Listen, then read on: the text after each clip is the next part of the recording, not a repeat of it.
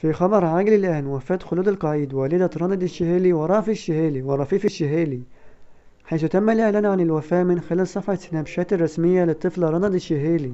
وتصدر اسم خلود القعيد وكذلك خلود العتيبي هاشتاج موقع إكس خلال الساعات الماضية، وذلك بعد انتشار خبر وفاة والدة كل من رند ورفيف الشهيلي، الفتاتان السعوديتان التي اشتهرتا من خلال مقاطع سناب شات وكذلك انستجرام. وتوفيت خلال الساعات الماضية الأم خلود القعيد العتيبي والدة الطفلتين رند ورافي الشهيلي، وذلك بعد معاناتها مع المرض والأزمة المرضية التي كانت تعاني منها. وأعلنت ابنتها رند الشهيلي من خلال صفحتها على سناب شات بأن والدتها قد توفيت، وهو ما تعاطف مع الكثيرون لا سيما في فقدان الأم التي تعتبر الموجهة للطفلتين والداعمة لهما. اللهم اغفر لها وتجاوز عنها وعوض شبابها بالجنة.